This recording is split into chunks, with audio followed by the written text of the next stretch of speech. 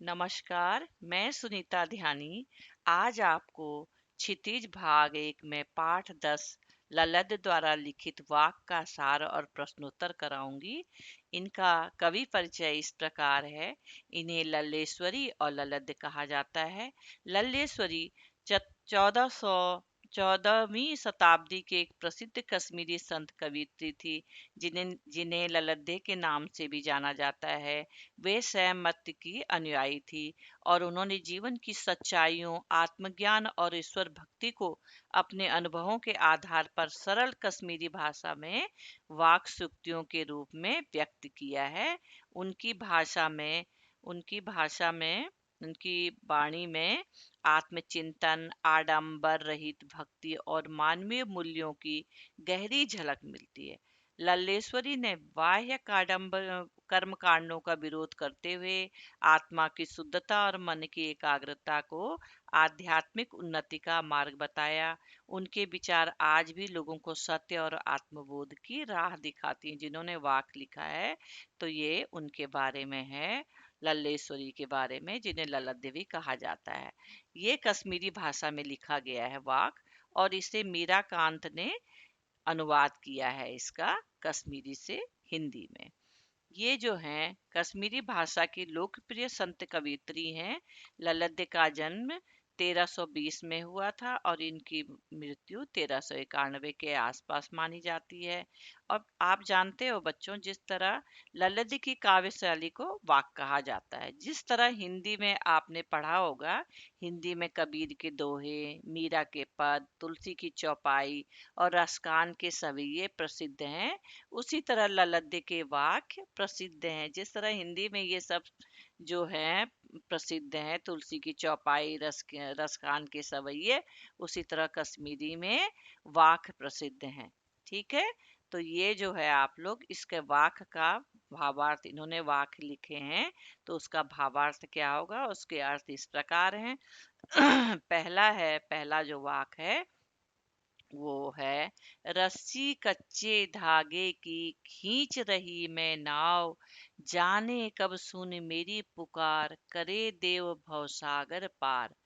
पानी टपके कच्चे सकोरे, व्यर्थ प्रयास हो रहे मेरे, जी में उठती रह रह हूक, घर जाने की चाह है घेरे।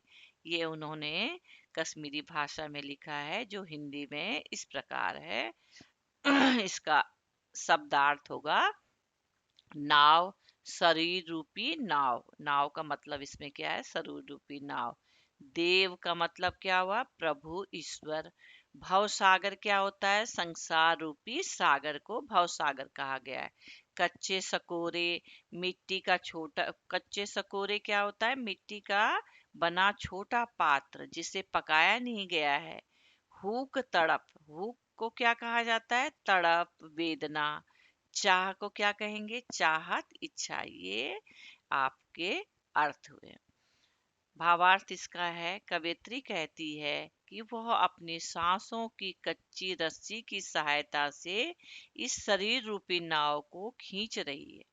पता नहीं ईश्वर मेरी पुकार सुन करके मुझे भवसागर से पार करेंगे या नहीं। जिस प्रकार कच्ची मिट्टी से बने पात्र से पानी टपक टपक कर कम होता रहता है, उसी तरह समय बीतता जा रहा है और प्रभु को पाने के मेरे प्रयास व्यर्थ सिद्ध हो रहे हैं। कवयित्री के मन में बार बार एक ही पीड़ा उठती है कि कब वह नश्वर संसार छोड़ करके प्रभु के पास पहुंच जाए और सांसारिक कष्टों से मुक्ति पा सके। वो जो है इस भवसागर से पार पाना चाहती है, सांसारिक कष्टों से मुक्ति पाना चाहती है। यह है इनके पहले वाक में इसका वर्णन उन्होंने किया है। ठीक है, रस्सी कच्चे धागे की जो उन्होंने ऊपर कहा है उसी का वर्णन किया है। दूसरी वाक्य इनकी है, खा खा कर कुछ पाएगा नहीं, न खा करके बनेगा अहंकारी। सम खा तभी होगा संभावी, खुलेगी सांकर बंद द्वार की। इसका अर्थ इस प्रकार है, शब्दार्थ आप देख रहे हैं, अहंकारी का मतलब क्या होता है? अभिमानी, घमंडी, ये सब एक तरह से पर्यायवाची शब्द हैं, इनके अर्थ हैं।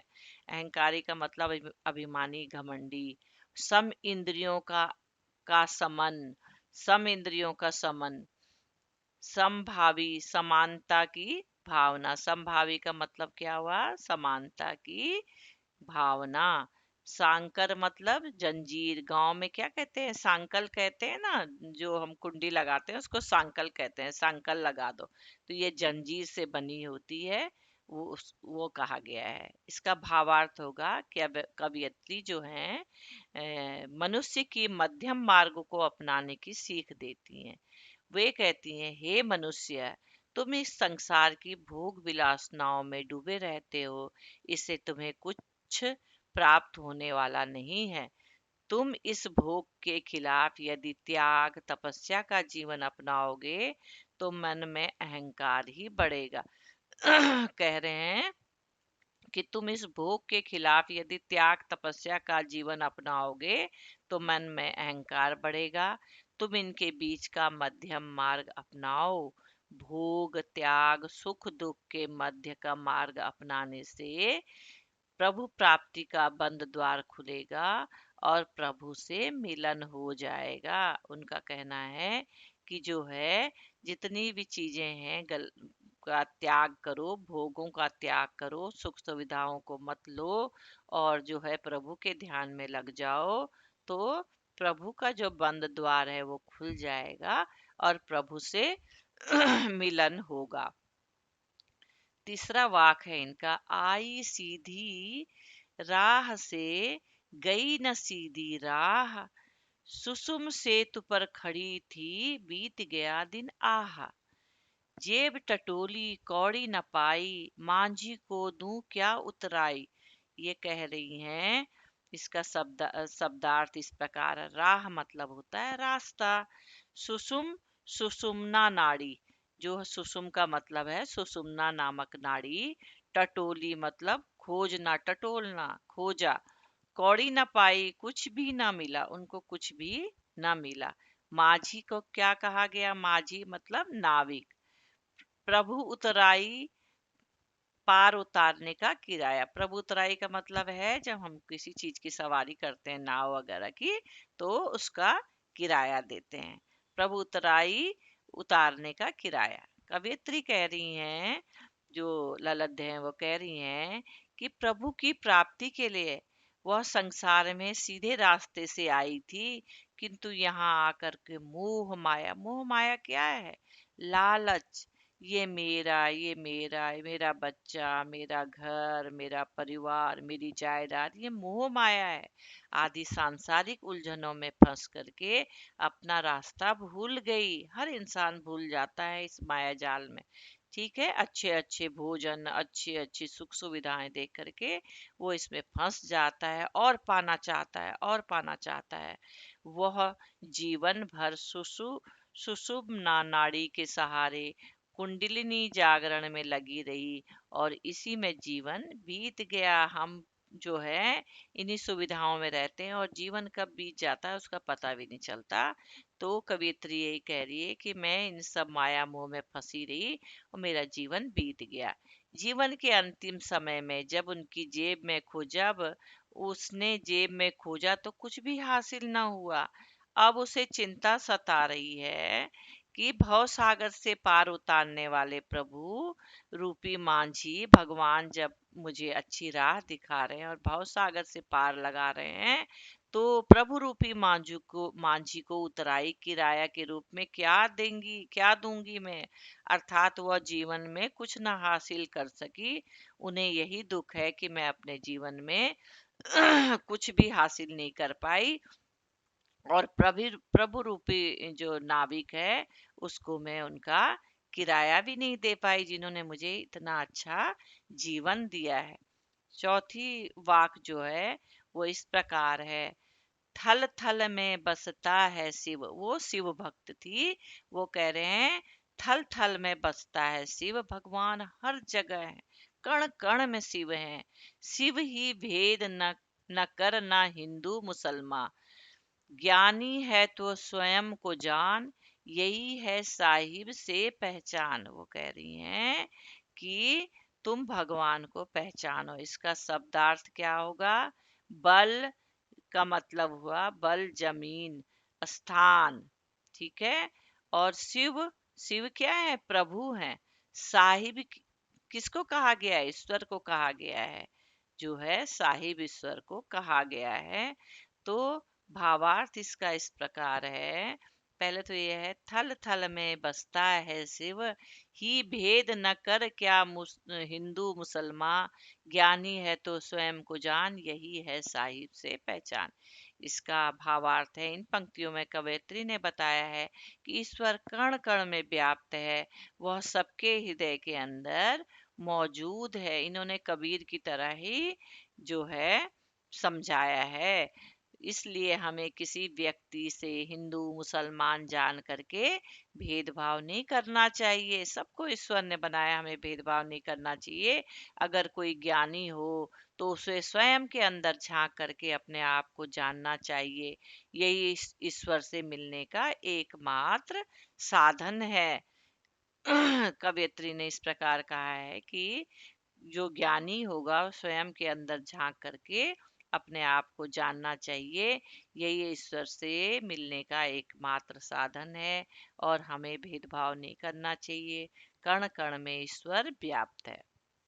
ये जो है इनके चार वाक इन्होंने बताए हैं और जो हैं वो इस प्रकार हैं।